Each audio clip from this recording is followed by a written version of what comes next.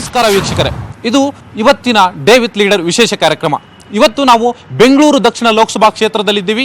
BJP ಅಭ್ಯರ್ಥಿ ತೇಜಸ್ವಿ ಸೂರ್ಯ ಇವತ್ತು ಎಲ್ಲೆಲ್ಲಿ ಪ್ರಚಾರವನ್ನು ಮಾಡ್ತಾರೆ, ಅವರ ಇಡೀ ದಿನಚರಿ ಹೇಗಿರುತ್ತೆ ಅದನ್ನ ನಾವು ನಿಮಗೆ ಬಿಜೆಪಿ ಭದ್ರಕೋಟೆ ಎನಿಸಿಕೊಳ್ಳುತ್ತಿರುವ ಬೆಂಗಳೂರು ದಕ್ಷಿಣ ಲೋಕಸಭೆ ಕ್ಷೇತ್ರದಲ್ಲಿ ಈ ಬಾರಿ ಯಂಗ್ ಬಾಯ್ ತೇಜಸ್ವಿ ಸೂರ್ಯ ತಮ್ಮ ಅದೃಷ್ಟ ಪರೀಕ್ಷೆಗೆ ಇಳಿದಿದ್ದಾರೆ. ಪರ ವಿರೋಧದ ನಡುವೆಯೂ ಸೂರ್ಯ ಮತಗಳಿಗಾಗಿ ಶಿಕಾರಿ ಆರಂಭಿಸಿದ್ದಾರೆ. ಬೆಂಗಳೂರು ದಕ್ಷಿಣ ಲೋಕಸಭೆ ಕ್ಷೇತ್ರದಲ್ಲಿ ಹೊಸ ಅಭ್ಯರ್ಥಿ ತೇಜಸ್ವಿ ಸೂರ್ಯ ಬೆಳ್ಳಂಬೆಳಗ್ಗೆ ಮಾಜಿ ಶಾಸಕ ವಿ ಸೋಮಣ್ಣ ಜೊತೆಗೆ ಪ್ರಚಾರಕ್ಕಿಳಿದಿದ್ರು. ಇವತ್ತು ಬೆಳಗ್ಗೆ 6:30ಯಿಂದಲೇ ತೇಜಸ್ವಿ ಸೂರ್ಯ ಬೆಂಗಳೂರು ದಕ್ಷಿಣ ಲೋಕಸಭಾ ಕ್ಷೇತ್ರದಲ್ಲಿ ಪ್ರಚಾರವನ್ನ ಮಾಡ್ತಿದ್ದಾರೆ. ಸೊ ಅವರು ಎಲ್ಲೆಲ್ಲಿ ಹೋಗ್ತಾರೆ, ಏನೇನು ಮಾಡ್ತಾರೆ, ಅವರ ಇಡೀ ದಿನದ ದಿನಚರಿ ಹೇಗಿರುತ್ತೆ ಅನ್ನೋಂಥದ್ದನ್ನ ಇವತ್ತು ನೋಡೋಣ. ತೇಜಸ್ವಿ ಸೂರ್ಯ ಈಗಾಗಲೇ ಯುವಕರ ದಂಡನ್ನೇ ಕಟ್ಕೊಂಡು ವಿ ಸೋಮಣ್ಣ ಅವ್ರ ಜೊತೆಯಲ್ಲಿ ಪ್ರಚಾರವನ್ನ ಮಾಡ್ತಾ ಇದ್ದಾರೆ. ಅವರನ್ನ ಮಾತಾಡ್ಸೋಣ. ಸೂರ್ಯ ಅವರೇ, ಇವತ್ತು 6:30ಯಿಂದನೇ ನೀವು ಪ್ರಚಾರ ಆರಂಭಿಸಿದ್ರಿ, ಹೇಗಿದೆ ಇವತ್ತಿನ ಮೂಡು? ಗೋವಿಂದರಾಜನಗರ, ವಿಜಯನಗರದಲ್ಲಿ ನಾವು ನಿನ್ನೆ ಮತ್ತು ಇವತ್ತು ಪ್ರಚಾರ ಮಾಡ್ತಾ ಇದ್ದೀವಿ. ಸೋಮಣ್ಣ ಸರ್ ನೇತೃತ್ವದಲ್ಲಿ ಇಲ್ಲಿ ಎಲ್ಲ ಜನರನ್ನ ಭೇಟಿ ಮಾಡ್ತಾ ಇದ್ದೀವಿ.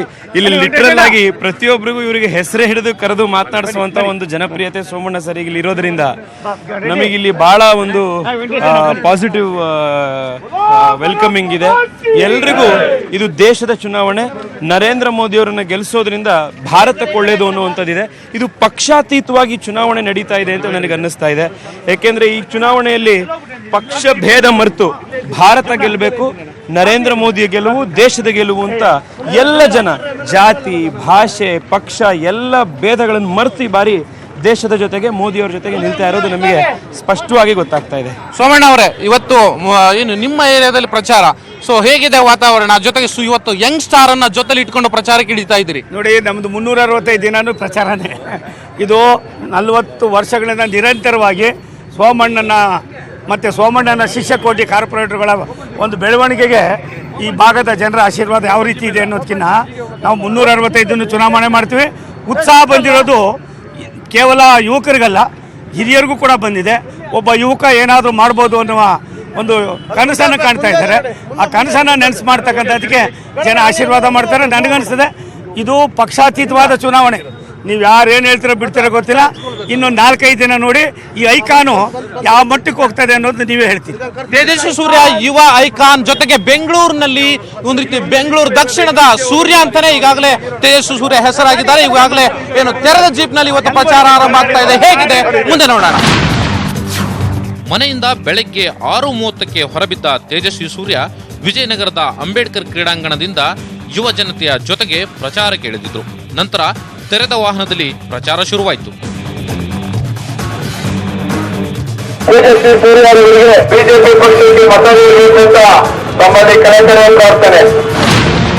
ವಿಜಯನಗರದ ವೆಸ್ಟ್ ಆಫ್ ಕಾರ್ಡ್ ರಸ್ತೆಯಲ್ಲಿರುವ ಅಂಬೇಡ್ಕರ್ ಕ್ರೀಡಾಂಗಣದಿಂದ ತೇಜಸ್ವಿ ಸೂರ್ಯ ತೆರೆದ ವಾಹನದಲ್ಲಿ ಪ್ರಚಾರ ಆರಂಭಿಸಿದ್ರು. ತೇಜಸ್ವಿ ಜೀಪ್ ಹತ್ತುತ್ತಿದ್ದ ಹಾಗೆ ಯುವಜನರ ಪಡೆಯೇ ಬೈಕ್ ರ್ಯಾಲಿ ಮೂಲಕ ಹೊರಟರು.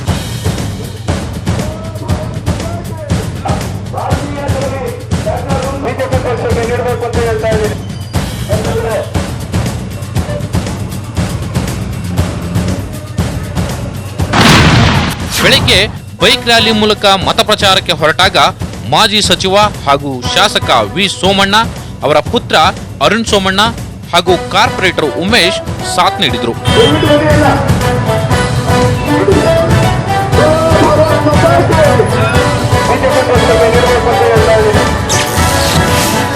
ಕಣದಲ್ಲಿ 3 ಅಭ್ಯರ್ಥಿಗಳು. ಬಿಜೆಪಿಯಿಂದ ಯಂಗ್ ಬಾಯ್ ಕಣಕ್ಕೆ, ಕಾಂಗ್ರೆಸ್ನಿಂದ ಹಳೆಯ ನಾಯಕ ಬಿಕೆ ಹರಿಪ್ರಸಾದ್ ಅಖಾಡಕ್ಕೆ. ವೆಸ್ಟ್ ಆಫ್ ಕಾರ್ಡ್ ರಸ್ತೆಯಿಂದ ಶುರುವಾದ open jeep rally KHB colony, Agrahara Dasarahalli, Prashanth Nagar, Vijayanagar, Kaveripura, Pattegarapalya, Moodalapalya, ಭೈರವೇಶ್ವರ ನಗರದಲ್ಲಿ ರೋಡ್ ಶೋ ಮೂಲಕವೇ ಪ್ರಚಾರ ನಡೆಸಿದರು. ಇಷ್ಟೊತ್ತಿಗಾಗಲೇ ಸುಮಾರು 10 ಗಂಟೆಯಾಗಿತ್ತು. ಸತತವಾಗಿ 3.5 ಗಂಟೆಗಳ ಕಾಲ ನಿರಂತರವಾಗಿ ಪ್ರಚಾರ ಮಾಡಿದ್ದ ತೇಜಸ್ವಿ ಸೂರ್ಯ ಬಸವಳಿದಿದ್ರು. ಆದರೆ ಕಾರ್ಯಕರ್ತರಲ್ಲಿ ಮಾತ್ರ ಉತ್ಸಾಹ ಹಾಗೇ ಇತ್ತು. ನಿರಂತರವಾಗಿ ರೋಡ್ ಶೋ ನಡೆಸಿದ್ದರಿಂದ ಮಾಜಿ ಮೇಯರ್ ಶಾಂತಕುಮಾರಿ ಅವರ ನಿವಾಸದಲ್ಲಿ ಪ್ರಚಾರ ನಡೆಸುತ್ತಿದ್ದ ಮುಖಂಡರಿಗೆ, ಕಾರ್ಯಕರ್ತರಿಗೆ ಉಪಹಾರದ ವ್ಯವಸ್ಥೆ ಮಾಡಲಾಗಿತ್ತು. ಬೆಳಗ್ಗೆ 6:30ಯಿಂದ ಸುಮಾರು 10 ಗಂಟೆವರೆಗೆ ನಿರಂತರವಾಗಿ ವಿಜಯನಗರ, ಗೋವಿಂದರಾಜನಗರ ಸುತ್ತಮುತ್ತ ಎಲ್ಲ ಪ್ರಚಾರ ಮಾಡಿರುವಂತಹ ತೇಜಸ್ವಿ ಸೂರ್ಯ ಈಗ ಉಪಹಾರವನ್ನು ಸ್ವೀಕಾರ ಮಾಡ್ತಾ ಇದ್ದಾರೆ. ಸುಮಾರು 10 ಗಂಟೆ ಈಗ. ಸೊ ಇಲ್ಲಿವರೆಗೆ ಹೇಗಿತ್ತು ರೆಸ್ಪಾನ್ಸ್ ಅವ್ರನ್ನೇ ಕೇಳೋಣ. ಸರ್, ಇಷ್ಟೊತ್ತರು ಬೆಳಗಿಂದ ಏನು ಪ್ರಚಾರವನ್ನು ಮಾಡ್ತಾ ಇದ್ರಿ ನಿರಂತರವಾಗಿ, ಈಗ 10 ಗಂಟೆ ಸಮಯಕ್ಕೆ ನೀವು ಉಪಹಾರ ಸೇವನೆ ಮಾಡ್ತಾ ಇದ್ರಿ, ಹೇಗಿದೆ ರೆಸ್ಪಾನ್ಸು? ಅದ್ಭುತವಾಗಿದೆ. ಎಲ್ಲ ಕಡೆ ಜನರಿಗೆ ನಾವು ಮೋದಿ ಅಂತ ಹೇಳಿದ್ರೆ ಸಾಕು, ಜನ ಆ ಕಡೆಯಿಂದ ವಿಕ್ಟ್ರಿ ಸೈನು, ಒಂದು ಥಮ್ಸಪ್ಪು, ಒಂದು ಮುಗುಳ್ನಗೆ, ಅಷ್ಟು ಒಂದು ನಂಬಿಕೆ, ಪಾಸಿಟಿವಿಟಿ. ಇದನ್ನ ನೋಡ್ತಾ ಇದ್ರೆ ಈ ಬಾರಿಯ ಚುನಾವಣೆ ಪಕ್ಷಾತೀತವಾಗಿರುವಂಥ ಚುನಾವಣೆ. ಎಲ್ಲ ಜನ ನಿರ್ಧಾರ ಮಾಡಿಬಿಟ್ಟಿದ್ದಾರೆ, ಮೋದಿಯ ಗೆಲುವು ದೇಶದ ಗೆಲುವು, ದೇಶಕ್ಕೋಸ್ಕರ ಓಟ್ ಹಾಕಬೇಕು ಅಂತ ಹೇಳಿ. ಇವತ್ತು ನಾವು ದಾರಿಲಿರಬೇಕಾದಾಗಲೂ ಎಷ್ಟೊಂದು ಜನ, ಸರ್ ನಾವು ಹಿಂದೆ JDSಗೆ ಓಟ್ ಹಾಕಿರೋರು, ಈ ಸತಿ ನಾವು ಮೋದಿಗೆ ಓಟ್ ಹಾಕ್ತೀವಿ, ಕಾಂಗ್ರೆಸ್ನ ನಾವು ಈ ಸತಿ ಮೋದಿಗೆ ಓಟ್ ಹಾಕ್ತೀವಿ, ದೇಶಕ್ಕೆ ಮೋದಿ ಒಳ್ಳೆಯದು, ದೇಶಕ್ಕೆ ಓಟ್ ಹಾಕಬೇಕು ಅನ್ನೋ ಆ ಮಟ್ಟಕ್ಕೆ ಈ ಸರಿಯ ಚುನಾವಣೆ ಒಂದು ಪಾಸಿಟಿವಿಟಿ ಎಲ್ಲ ಕಡೆ ಇದೆ. ಬಹಳ ಶಕ್ತಿ ಕೊಡ್ತಾ ಇದ್ದಾರೆ ಜನ ಅವರ ಪ್ರೀತಿಯಿಂದ. ಅಲ್ಲಿ ಹೂ ಮಾರುವಂಥವ್ರು ಕೂಡ ಸಣ್ಣ ಸಣ್ಣ ಹೂಗಳನ್ನು ಕೊಟ್ಟು ನಿಮಗೆ ಶುಭ ಹಾರೈಕೆ ಮಾಡಿದ್ರು, ಆಗ ಏನಿಸ್ತು ನಿಮಗೆ? ಸರ್, ಇವತ್ತು ನರೇಂದ್ರ ಮೋದಿಯವರ ಅತ್ಯಂತ ದೊಡ್ಡ ಸಪೋರ್ಟರ್ಸ್ ಅಂತಂದರೆ ಈ ದೇಶದ ಅತ್ಯಂತ ಕಡು ಬಡ ಜನ.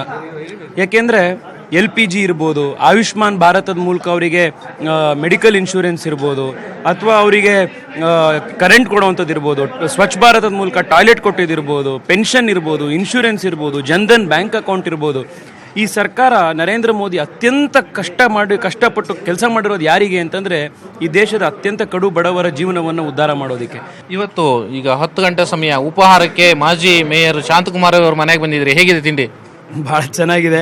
ಮಸಾಲೆ ದೋಸೆ, ಉಪ್ಪಿಟ್ಟು, ಮಸಾಲೆ ವಡೆ ಮತ್ತು ಪಲಾವು ಭಾಳಷ್ಟು ಮಾಡಿದ್ದಾರೆ. ಸ್ವೀಟ್ ಏನಿದೆ ಅನ್ನೋದು ನೋಡಬೇಕು ಇನ್ನು.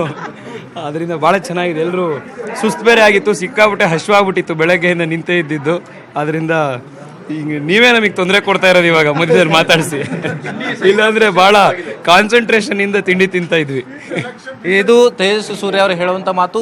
ಇಷ್ಟೊತ್ತು ಪ್ರಚಾರವನ್ನು ನಡೆಸಿ ತುಂಬ ಸುಸ್ತಾಗಿದ್ದಾರೆ, ಅದರ ನಡುವೆಯೂ ಕೂಡ ಮತ್ತೆ ಈಗ ಪ್ರಚಾರ ಮುಂದುವರಿಯುತ್ತೆ. ಆ ಹಿನ್ನೆಲೆಯಲ್ಲಿ ಸ್ವಲ್ಪ ಉಪಹಾರ ಸೇವನೆ ಮಾಡಿ ಮತ್ತೆ ಪ್ರಚಾರಕ್ಕೆ ಮುಂದೆ ಹೋಗ್ತೀನಿ, ಸ್ವಲ್ಪ ವಿರಾಮ ಕೊಡಿ ಅಂತ ಹೇಳಿ ಸೂರ್ಯ ಕೇಳ್ತಿದ್ದಾರೆ. ಮುಂದೆ ಎಲ್ಲೆಲ್ಲಿ ಹೋಗ್ತಾರೆ ನೋಡೋಣ. ಗಲ್ಲಿಗಳಲ್ಲಿ ತೇಜಸ್ವಿ ರೋಡ್ ಶೋ. ತೇಜಸ್ವಿ ಬಸವಳಿದರು, ಕಾರ್ಯಕರ್ತರಲ್ಲಿತ್ತು ಜೋಶ್.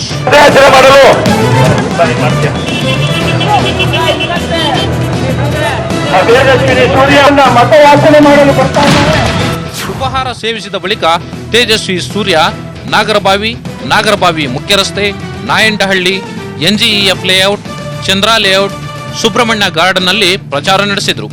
ಅಷ್ಟೊತ್ತಿಗಾಗಲೇ ರಣ ಬಿಸಿಲು ಶುರುವಾಗಿತ್ತು. ಆದರೂ ಬಿಡದೆ ಸತತವಾಗಿ ಸುಮಾರು 7 ಗಂಟೆಗಳ ಕಾಲ ಪ್ರಚಾರ ನಡೆಸಿದ್ರು.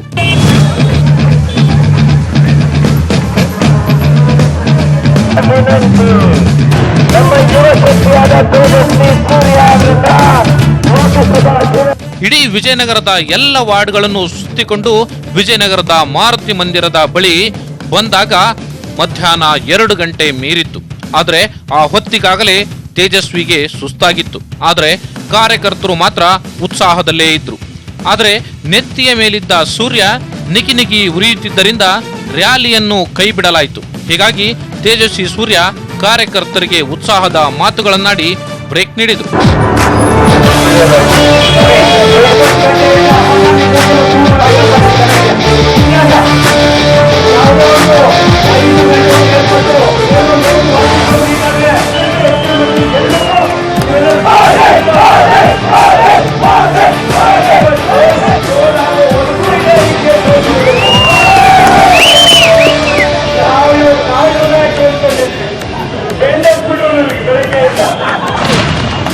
ತೇಜಸ್ವಿ ರ್ಯಾಲಿ ಮೊಟಕುಗೊಳಿಸಿ ಹೊರಟಿದ್ದು ತಮ್ಮ ಮನೆಗೆ.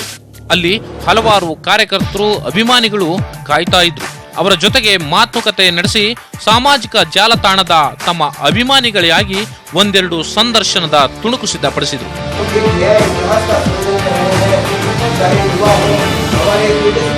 ಸುಮಾರು 1 ಗಂಟೆವರೆಗೆ ಸತತವಾಗಿ ಸುಮಾರು 7 ಗಂಟೆಗಳ ಕಾಲ ಪ್ರಚಾರವನ್ನ ನಡೆಸಿದ್ದಾರೆ. ಮನೆಗೆ ತೆರಳಿ ಮತವನ್ನ ಕೇಳಿದ್ದಾರೆ. ಈಗ ಮತ್ತೆ ಬೇರೆ ಬೇರೆ ಕ್ಷೇತ್ರಗಳಂದ್ರೆ ಈಗಾಗಲೇ ಗೋವಿಂದರಾಜನಗರ, ವಿಜಯನಗರ ಮತ್ತಿತರ ಕ್ಷೇತ್ರಗಳನ್ನ ಮುಗಿಸಿ ಮತ್ತೆ ಬೇರೆ ಬೇರೆ ಕ್ಷೇತ್ರಗಳಿಗೆ ಈಗ ಅವರು ತೆರಳುತ್ತಾ ಇದ್ದಾರೆ. ಸೊ ಅವ್ರನ್ನ ಮಾತಾಡ್ಸೋಣ. ಬೆಳಿಗ್ಗೆಯಿಂದ ಸತತವಾಗಿ 7 ಗಂಟೆ ನೀವು ಪ್ರಚಾರವನ್ನ ಮಾಡಿದ್ರಿ. ಸೊ ಹೇಗಿತ್ತು ವಾತಾವರಣ, ಜನರ ರೆಸ್ಪಾನ್ಸು? ನೀವೇ ನೋಡ್ತಿದ್ರಿ, ಎಲ್ಲ ಕಡೆ ಜನ ಬಹಳ ಉತ್ಸಾಹದಿಂದ ಸ್ಪಂದಿಸ್ತಾ ಇದ್ದಾರೆ. ಎಲ್ಲ ಕಡೆ ಮನೆ ಹೊರಗಡೆ ಬಂದು ಕೈ ವೇವ್ ಮಾಡ್ತಾ, ವಿಕ್ಟ್ರಿ ಸೈನ್ಗಳನ್ನು ತೋರಿಸ್ತಾ, ಮಾರ್ಜಿನ್ ಇಷ್ಟಾಗಬೇಕು ಅಷ್ಟಾಗಬೇಕು ಅಂತ ಅವರೇ ಹೇಳ್ತಾ ಇದ್ದಾರೆ. ರಸ್ತೆಯಲ್ಲಿ ಬಂದು ಮೋದಿ ಮೋದಿ ಅಂತ ಅವರೇ ಕೂಗ್ತಾ ಇದ್ದಾರೆ. ಬೋಲೋ ಭಾರತ್ ಮಾತಾ ಕಿ ಜೈ ಘೋಷಣೆಗಳನ್ನು ಕೂಗ್ತಾರೆ. ಒಂದು ರೀತಿ ಹಬ್ಬದ ವಾತಾವರಣ ಇದೆ ಇಡೀ ಕ್ಷೇತ್ರದಲ್ಲಿ. ಆದರೆ ಬಿ ಕೆ ಹರಿಪ್ರಸಾದ್ ಅವರನ್ನ ನೀವು ಅಷ್ಟು ಈಸಿಯಾಗಿ ಪರಿಗಣಿಸೋ ಹಾಗೂ ಕೂಡ ಇಲ್ಲ ಅಂತ ಅನ್ನೋ ಮಾತುಗಳು ಕೂಡ ಕೇಳಿ ಬರ್ತಾ ಇದೆ. ನಾವು ಖಂಡಿತವಾಗ್ಲೂ ಯಾರನ್ನೂ ಸುಲಭವಾಗಿ ಅಥವಾ ನಾವು ಸೀರಿಯಸ್ ಆಗಿ ಪರಿಗಣನೆ ಮಾಡದಲ್ಲಿರುವಂಥದ್ದು ಇಲ್ಲವೇ ಇಲ್ಲ. ಚುನಾವಣೆ ಅಂತಂದಾಗ ಕಡೆಯ ಮತ ಪೋಲಲ್ಲಿ ಬೂತ್ನಲ್ಲಿ ಪೋಲ್ ಆಗೋವರೆಗೂ 18ನೇ ತಾರೀಕು ಸಾಯಂಕಾಲ 6 ಗಂಟೆವರೆಗೂ ನಾವು ಇದೇ ರೀತಿಯ ಒಂದು ಪರಿಶ್ರಮ ನಾವು ಮಾಡೇ ಮಾಡ್ತೇವೆ. ನಮ್ಮ ಕಾರ್ಯಕರ್ತರು ಇವತ್ತೇ ನೀವು ನೋಡಿದ್ರಿ 7 ಗಂಟೆಗಳ ಸತತ ರ್ಯಾಲಿ ರಣ ಬಿಸಿಲಲ್ಲಿ ಆದಮೇಲೂ ಕೂಡ ನಿಲ್ಲಿಸಿದಾಗ ಹೌಸ್ ದ ಜೋಶ್ ಅಂದ್ಕೊಂಡು ಫುಲ್ಲು ಮೋದಿ ಮೋದಿ ಎನ್ನುವಂಥ ಘೋಷಣೆಗಳನ್ನು ಕೂತ್ಕೊಂಡು ಅಷ್ಟೇ ಉತ್ಸಾಹದಲ್ಲಿದ್ದರು. ಹಾಗೆಯೇ ಇನ್ನೂ ಪ್ರಮುಖವಾಗಿ ಅಂತಂದರೆ ಈ ಬಾರಿ ನೀವು ಇಲ್ಲಿ ಸ್ಲಮ್ ಇದೆ ನಿಮ್ಮ ಕ್ಷೇತ್ರದಲ್ಲಿ, ಜೊತೆಗೆ ಮಿಡ್ಲ್ ಕ್ಲಾಸ್ ಫ್ಯಾಮಿಲಿಗಳಿದ್ದಾವೆ, ಜೊತೆಗೆ ಹೈಫೈ ಫ್ಯಾಮಿಲಿಗಳು ಇದ್ದಾವೆ. ನಿಮ್ಮ ವೋಟ್ ಬ್ಯಾಂಕ್ ಯಾವುದು ಅಂತ ಅನಿಸುತ್ತೆ? ಎಲ್ಲರೂ ನಮ್ಮ ವೋಟ್ ಬ್ಯಾಂಕು.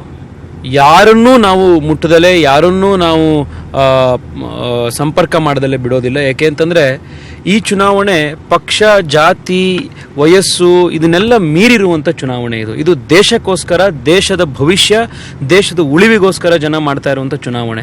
ನಮ್ಗೆ ಇವತ್ತೇನೆ ಎಷ್ಟೋ ಜನ ಕಾಂಗ್ರೆಸ್ಸು, JDSನ ಯುವ ಕಾರ್ಯಕರ್ತರುಗಳು ಬಂದು ಸರ್ ಈ ಸತಿ ನಾವು ದೇಶಕ್ಕೋಸ್ಕರ ಮೋದಿಗೆ ಓಟ್ ಹಾಕ್ತೀವಿ ಅಂತ ಹೇಳಿ ಬರ್ತಾ ಇದ್ದಾರೆ. ಹಾಗಿದ್ದಾಗ ನಾವು ಯಾರನ್ನೂ ಒಬ್ಬರನ್ನೇ ಇವ್ರು ಮಾತ್ರ ನಮಗೆ ಅಂತ ಹೇಳಲಿಕ್ಕೆ ಆಗೋದಿಲ್ಲ. ಆದರೆ ಕಾಂಗ್ರೆಸ್ನವ್ರು ಹೇಳುವಂಥದ್ದು ಒಕ್ಕಲಿಗರು ಮತ್ತೆ ಅಲ್ಪಸಂಖ್ಯಾತ ಮತಗಳು ನಮ್ಮ ವೋಟ್ ಬ್ಯಾಂಕು. ಸೊ ಆ ಹಿನ್ನೆಲೆಯಲ್ಲಿ ನಾವು ಗೆದ್ದೇ ಗೆಲ್ತೀವಿ ಅನ್ನೋ ವಿಶ್ವಾಸವನ್ನ ಅವರು ವ್ಯಕ್ತಪಡಿಸ್ತಿದ್ದಾರೆ. ನೋಡಿ, ಆ ರೀತಿಯ ಈ ಜಾತಿ ಆ ಜಾತಿ ಎನ್ನುವಂಥ ರಾಜಕಾರಣ ನಮ್ಮ ದೇಶದಲ್ಲಿ ಅಂತ್ಯ ಆಗಬೇಕು. ವೋಟ್ ಬ್ಯಾಂಕ್ ರಾಜಕಾರಣಗಳು ನಿಲ್ಲಬೇಕು. ದೇಶಭಕ್ತಿ ಮತ್ತು ಪರಿಶ್ರಮ ಮತ್ತು ಕೆಲಸದ ಪರ್ಫಾರ್ಮೆನ್ಸ್ನ ಆಧಾರದ ಮೇಲೆ ವ್ಯಕ್ತಿಗಳನ್ನು, ನಾಯಕರನ್ನು ಆಯ್ಕೆ ಮಾಡಬೇಕು ಅನ್ನುವಂಥ ಹೊಸ ರಾಜಕೀಯ ಪರಂಪರೆಯನ್ನು ನರೇಂದ್ರ ಮೋದಿಯವರು ಪ್ರಾರಂಭ ಮಾಡಿದ್ದಾರೆ. ಆದ್ದರಿಂದ ಈ ಕ್ಷೇತ್ರದಲ್ಲಿರುವಂಥ ಪ್ರತಿಯೊಬ್ಬ ಮತದಾರನನ್ನು ನಾವು ಭಾರತೀಯನಾಗಿ, ಬೆಂಗಳೂರಿಗನಾಗಿ ಮತ್ತು ನಾಡಪ್ರಭು ಕೆಂಪೇಗೌಡರು ಕಟ್ಟಿರುವಂಥ ಈ ಬೆಂಗಳೂರನ್ನ ಮುಂದಿನ 50 ವರ್ಷಗಳಲ್ಲಿ ಒಂದು ಸೂಪರ್ ಸಿಟಿಯನ್ನಾಗಿ ಮಾಡುವಂಥ ದೃಷ್ಟಿಯಲ್ಲಿ ಯಾರ್ಯಾರು ಕನಸನ್ನು ಕಾಣ್ತಾರೋ ಅವರೆಲ್ಲರನ್ನೂ ನಾವು ಆ ರೀತಿ ನೋಡ್ತೇವೆ ಹೊರತು ಅವ್ರು ಯಾರನ್ನೂ ಜಾತಿ, ಅವರು ಮೇಲು ಕೀಳು, ಅವರು ಯಾವ ಆಸ್ತಿ ಪಾಸ್ತಿ ಹೊಂದಿದ್ದಾರೆ, ಈ ರೀತಿಯ ಯಾವುದೇ ಡಿಫ್ರೆನ್ಸಸ್ ನಾವು ನೋಡೋದಿಲ್ಲ. ಆದರೆ ಹರಿಪ್ರಸಾದ್ ಹೇಳುವಂಥದ್ದು ತೇಜಸ್ವಿ ಸೂರ್ಯ ಹೆಂಗು ಇನ್ನು, ಆದರೆ ಅವರಿಗೆ ಅನುಭವ ಕಡಿಮೆ. ಸೊ ಆ ಹಿನ್ನೆಲೆಯಲ್ಲಿ ನಾನು ಗೆದ್ದೇ ಗೆಲ್ತೀನಿ ಅನ್ನುವಂಥ ವಿಶ್ವಾಸವನ್ನು ವ್ಯಕ್ತಪಡಿಸ್ತಿದ್ದಾರೆ. ಸರ್, ಸಚಿನ್ ತೆಂಡೂಲ್ಕರ್ ಕೂಡ ಒಂದು ದಿವಸ ಡೆಬ್ಯೂ ಮ್ಯಾಚ್ ಆಡಲೇಬೇಕಾಯಿತು.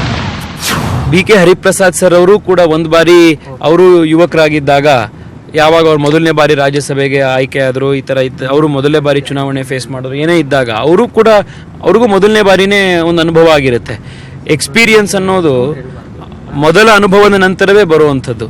ಆದ್ದರಿಂದ ಅದೇನು ನನಗೆ ಬಹಳ ದೊಡ್ಡ ನೆಗೆಟಿವ್ ಅಂತ ಅನ್ಸೋದಿಲ್ಲ. ಬದಲಾಗಿ ನನಗಿರುವಂಥ ಈ ಒಂದು ಹೊಸತನ ಏನಿದೆ, ಇದೇ ನಮಗಿರುವಂಥ ಒಂದು ಅಡ್ವಾಂಟೇಜ್. ಅದ್ರ ಜೊತೆ ಇನ್ನೊಂದು ಮಾತನ್ನು ಅವ್ರು ಹೇಳ್ತಾ ಇರೋವಂಥದ್ದು, BJPಯಲ್ಲಿ ಇನ್ನೂ ಒಮ್ಮತ ಸರಿ ಹೋಗಿಲ್ಲ, ಅಲ್ಲಿರ್ತಕ್ಕಂಥ ಇನ್ನೂ ಅದು ಅಸಮಾಧಾನ ಹಾಗೇ ಇದೆ ಅಂತ. ಸರ್, ಕಳೆದ 4-5 ದಿನದಲ್ಲಿ 5 ದಿನ ಸತತವಾಗಿ ಸತೀಶ್ ರೆಡ್ಡಿ ಸರ್ ಬೊಮ್ಮನಹಳ್ಳಿಯಲ್ಲಿ 3-4 ಫ್ಲೋರ್ ಇರುವಂಥ ಗಾರ್ಮೆಂಟ್ ಫ್ಯಾಕ್ಟ್ರಿಗಳಲ್ಲಿ ಕರ್ಕೊಂಡು ಹೋಗಿ, ನಾನೇ ಸರ್ 3 ಫ್ಲೋರ್ ಸಾಕು ಒಂದು 4ನೇ ಫ್ಲೋರಲ್ಲಿ ಇನ್ನೊಂದು ಜನ ಇದ್ದಾರಪ್ಪ ಬಾ ಅಂತೇಳಿ ಮೇಲ್ಗಡೆ ತನಕ ಕರ್ಕೊಂಡು ಹೋಗಿ ಕ್ಯಾಂಪೇನ್ ಮಾಡಿದ್ದಾರೆ. ಇವತ್ತು ಸೋಮಣ್ಣ ಅವ್ರು ನೀವು ನೋಡಿದ್ದೀರಿ, ನನಗೆ ಸುಸ್ತಾಗುವಂಥದ್ದು ಕ್ಯಾಂಪೇನ್ ಆದರೆ 7 ಗಂಟೆ ಸತತವಾಗಿ ಇನ್ನೂ ಅವರು ರೆಡಿ ಇದ್ರು. ಈಗ 4 ಗಂಟೆ ಕರೆಕ್ಟಾಗಿ ಬರಬೇಕಪ್ಪ, ಟೈಮ್ ವೇಸ್ಟ್ ಮಾಡಬಾರ್ದು ಅಂತ 4 ಗಂಟೆ ರಣಬಿಸಿಲಲ್ಲಿ ನಿಂತು ಎಲ್ಲರ ಕಡೆ ಕ್ಯಾಂಪೇನ್ ಮಾಡಿದ್ದಾರೆ. ಅಶೋಕ್ ಸರ್ ಇವತ್ತು ನಾಳೆ ಸಾಯಂಕಾಲ ಇದರಿಂದ ಪದ್ಮನಾಭ ನಗರದಲ್ಲಿ ಇದೇ ಥರದ ಕ್ಯಾಂಪೇನ್ಗಳು ಪ್ರಾರಂಭ ಆಗುವಂಥದ್ದಿದೆ. ಮನೆಗೆ ನಮ್ಮ ಕಾರ್ಯಕರ್ತರುಗಳು ಹೋಗ್ತಾ ಇದ್ದಾರೆ. ಇದಕ್ಕಿಂತ ನನಗೆ ಇನ್ಯಾವುದು ಒಮ್ಮತ, ಇದಕ್ಕಿಂತ ಇನ್ನೇನು ಅನ್ನೋದು ನನಗೆ ಗೊತ್ತಾಗೋದಿಲ್ಲ. ಈ ತೇಜಸ್ವಿ ಸೂರ್ಯ ಅವರು ಹೊಸ ಅಭ್ಯರ್ಥಿ, ರಾಜಕಾರಣಕ್ಕೂ ಕೂಡ ಹೊಸಬರು. ಸೊ ಅವರ ಕನಸುಗಳೇನು ಬೆಂಗಳೂರಿನ ವಿಚಾರಕ್ಕೆ ಸಂಪಟ್ಟ ಹಾಗೆ? ಸರ್, ಬೆಂಗಳೂರಿನಲ್ಲಿ ಬೆಂಗಳೂರನ್ನ ನಾವು ಅಂತಾರಾಷ್ಟ್ರೀಯ ದರ್ಜೆಗೆ ತೆಗೆದುಕೊಂಡು ಹೋಗಬೇಕಾಗಿದೆ. ಇಲ್ಲಿರುವಂಥ ಪ್ರತಿಯೊಬ್ಬ ವ್ಯಕ್ತಿಗೂ ಈಗಿರೋದಕ್ಕಿಂತ ಹೆಚ್ಚಾಗಿರುವಂಥ ಕ್ವಾಲಿಟಿ ಆಫ್ ಲೈಫ್, ಬದುಕುತ್ತಿರುವಂಥ ಒಂದು ವ್ಯವಸ್ಥೆ ಏನಿದೆ, ಉತ್ತಮವಾಗಿರುವಂಥ ಜೀವನ ವ್ಯವಸ್ಥೆ ಕಲ್ಪಿಸಬೇಕಾಗಿದೆ. ಇದು ತೇಜಸ್ವಿ ಸೂರ್ಯ ಅವರು ಹೇಳುವಂತ ಮಾತು. ಬೆಂಗಳೂರಿಗೆ ಮೊದಲು ಇಲ್ಲಿರ್ತಕ್ಕಂಥ ಸಾಮಾನ್ಯ ಮತ್ತು ಬಡ ಜನರ ಜೀವನ ಪದ್ಧತಿ, ಅವರ ಒಂದು ಜೀವನ ವ್ಯವಸ್ಥೆ ಸರಿ ಹೋಗಬೇಕು, ಆ ಮೂಲಕ ನನ್ನ ಕನಸುಗಳನ್ನು ನಾನು ಜಾರಿಗೊಳಿಸಲಿಕ್ಕೆ ಪ್ರಯತ್ನ ಮಾಡ್ತೀನಿ ಅನ್ನುವಂಥ ಮಾತನ್ನ ಹೇಳ್ತಾರೆ. ಭುವನೇಶ್ವರ ನಗರದಿಂದ ಮಧ್ಯಾಹ್ನ ರ್ಯಾಲಿ ಆರಂಭ. ಬಿಸಿಲು ಮಳೆಯಲ್ಲೂ ನಿರಂತರ ಪ್ರಚಾರ. ಮಧ್ಯಾಹ್ನದ ನಂತರ ತೇಜಸ್ವಿ ಸೂರ್ಯ ಮತ್ತೆ ತೆರೆದ ವಾಹನದಲ್ಲಿ ಪ್ರಚಾರ ಆರಂಭಿಸಿದರು. ಬೆಂಗಳೂರು ದಕ್ಷಿಣ ಲೋಕಸಭಾ ಕ್ಷೇತ್ರದಲ್ಲಿ ತೇಜಸ್ವಿ ಸೂರ್ಯ ಬೆಳಗ್ಗೆ ಬಿಸಿಲಿನಲ್ಲಿ ಏನು ಪ್ರಚಾರ ಮಾಡಿದ್ರು ಮಧ್ಯಾಹ್ನ 1 ಗಂಟೆವರೆಗೂ, ಮಧ್ಯಾಹ್ನದ ನಂತರ ಮತ್ತೆ ಪ್ರಚಾರವನ್ನು ಶುರು ಮಾಡಿರುವಂಥದ್ದು. ಭುವನೇಶ್ವರ ನಗರದಿಂದ ಪ್ರಚಾರವನ್ನು ಆರಂಭ ಮಾಡಿದ್ರು ಕೂಡ ಸಂಜೆ ಹೊತ್ತಿಗೆ ಈಗಾಗಲೇ ಮಳೆ ಬರುವ ಹೊತ್ತಾಗಿರುವಂಥದ್ದು. ಈಗಾಗಲೇ ತುಂತುರು ಹನಿ ಬೀಳ್ತಾ ಇದೆ. ಸೊ ತುಂತುರು ಹನಿ ಬೀಳ್ತಾ ಇದ್ರು ಕೂಡ ಅದ್ಯಾವುದನ್ನು ಕೂಡ ಲೆಕ್ಕಿಸದೆ ಹಲವಾರು ಮುಖಂಡರು ತೇಜಸ್ವಿ ಸೂರ್ಯಗೆ ಸಾಥ್ ನೀಡಿರುವಂಥದ್ದು. ಈ ಬೈಕ್ ರ್ಯಾಲಿ ಮತ್ತು ಪಾದಯಾತ್ರೆ ಮೂಲಕ ಮತಗಳನ್ನು ಕೇಳುವಂತಹ ಅಥವಾ ಮತಗಳನ್ನು ಬೇಟೆಯಾಡುವಂತಹ ನಿರ್ಧಾರ ಇನ್ನೂ ಕೂಡ ತೇಜಸ್ವಿ ಸೂರ್ಯ ಮುಂದುವರೆಸಿದ್ದಾರೆ.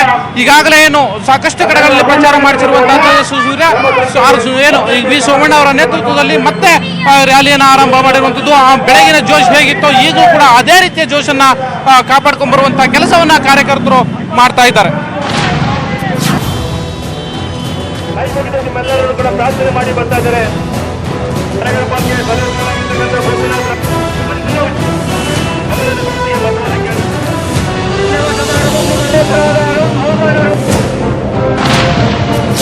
ಇದೆಲ್ಲದರ ನಡುವೆ ತೇಜಸ್ವಿ ಸೂರ್ಯ ಪರವಾಗಿ ಕಾರ್ಯಕರ್ತರಲ್ಲದೆ ಇರುವವರು ಕೂಡ ಪ್ರಚಾರಕ್ಕೆ ಕರಪತ್ರಕ್ಕಾಗಿ ಮುಗಿಬಿದ್ದಿದ್ರು.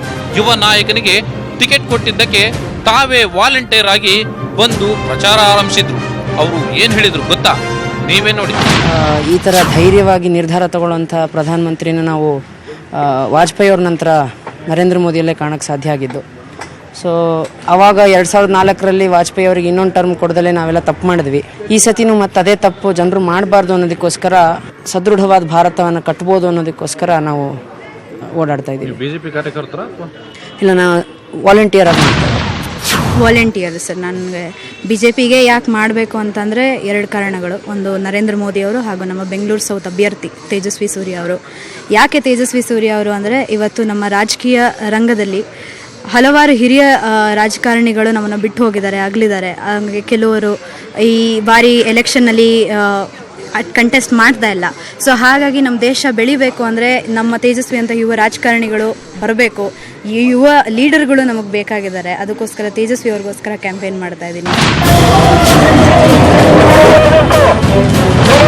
ಈಗಾಗಲೇ ಏನು ಈ ಭಾಗದ ನಾಯಕರಾದಂತಹ ವಿ ಸೋಮಣ್ಣ ಸೇರಿದಂತೆ ಹಲವಾರು ನಾಯಕರು ಅವ್ರ ಜೊತೆಗೆ ಸಾಥ್ ನೀಡುವಂಥದ್ದು. ಜೊತೆಗೆ ಸಂಜೆ ಹೊತ್ತಿನವರೆಗೂ ಕೂಡ ಅಂದ್ರೆ ಈಗಾಗಲೇ ಮಳೆ ಬರ್ತಾ ಇದೆ. ಸೊ ಇದರ ನಡುವೆಯೂ ಕೂಡ ಪ್ರಚಾರ ಆರಂಭ ಆಗಿರುವಂಥದ್ದು, ಶುರುವಾಗಿರುವಂಥದ್ದು.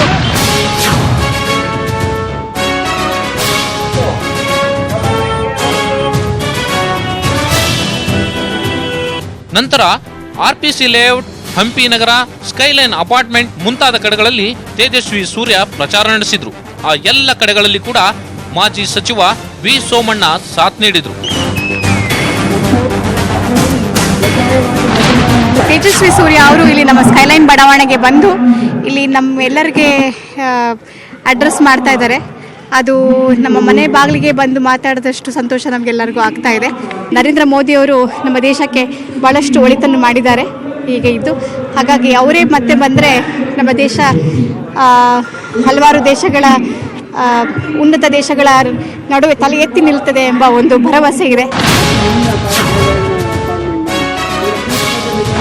ಬೆಂಗಳೂರು ದಕ್ಷಿಣ ಲೋಕಸಭಾ ಕ್ಷೇತ್ರದ ಬಿಜೆಪಿ ಅಭ್ಯರ್ಥಿ ತೇಜಸ್ವಿ ಸೂರ್ಯ ಇವತ್ತು ಹಲವಾರು ಏರಿಯಾಗಳಲ್ಲಿ, ಈ ವಿಜಯನಗರ ಇರ್ಬೋದು, ದೀಪಾಂಜಲಿ ನಗರ ಇರ್ಬೋದು, ಹಂಪಿ ನಗರ ಇರ್ಬೋದು, RPC ಲೇಔಟ್ ಇರ್ಬೋದು, ಸೊ ಈ ರೀತಿಯ ಬೆಳಗಿನ 6:30ಯಿಂದ ಸಂಜೆ 8:30ರವರೆಗೂ ಕೂಡ ನಿರಂತರವಾಗಿ ಇವತ್ತು ಪ್ರಚಾರವನ್ನು ನಡೆಸಿದ್ದಾರೆ. ವಿ ಸೋಮಣ್ಣ ಸೇರಿದಂತೆ ಈ ಭಾಗದ ಎಲ್ಲ ಕಾರ್ಪೊರೇಟರ್ಗಳು ಕೂಡ ಅವರ ಜೊತೆಯಲ್ಲಿ ಸಾಥನ್ನು ಕೊಟ್ಟಿರ್ತಕ್ಕಂಥದ್ದು. ಬಹುತೇಕ ಮತ ಬ್ಯಾಂಕನ್ನು ಹೊಂದಿರತಕ್ಕಂಥ ಕ್ಷೇತ್ರಗಳಿಗೆ ಇವತ್ತು ಅವರು ತಲುಪುವ ಕೆಲಸವನ್ನ ಮಾಡಿದ್ದಾರೆ. ಅನಂತಕುಮಾರ್ ಅವರು ಯಾವ ರೀತಿ ಇಲ್ಲಿ ಸುತ್ತಾಡ್ತಿದ್ರು ಅದೇ ಮಾದರಿಯಲ್ಲಿ ನಾನಿವತ್ತು ಸುತ್ತಾಡ್ತಾ ಇದ್ದೀನಿ ಅನ್ನುವಂಥ ಮಾತುಗಳನ್ನು ಮಾತುಗಳನ್ನು ಅವರು ಹೇಳ್ತಾನೆ ಎಲ್ಲ ಯುವ ಜನತೆಯನ್ನ ತಮ್ಮ ಕಡೆಗೆ ಸೆಳೆಯುವಂತಹ ಪ್ರಯತ್ನವನ್ನ ಮಾಡಿದ್ರು. ಇದು ನಿಜಕ್ಕೂ ಮತ ಬ್ಯಾಂಕ್ ಏನು ಇದೆ ಅನ್ನುವಂಥ ಅವರ ಮನೋಭಾವ ಇದೆ, ಅದು ಮತವಾಗಿ ಪರಿವರ್ತನೆ ಆಗುತ್ತಾ ಅನ್ನುವಂಥದ್ದನ್ನ ಕಾದ್ ನೋಡೋಣ. ಕ್ಯಾಮ್ರಾ ಪರ್ಸನ್ ಶಿವಪ್ಪ ಜೊತೆ ರಮೇಶ್ ರಜಂಬೂರ್, ನ್ಯೂಸ್ 18 ಕನ್ನಡ, ಬೆಂಗಳೂರು.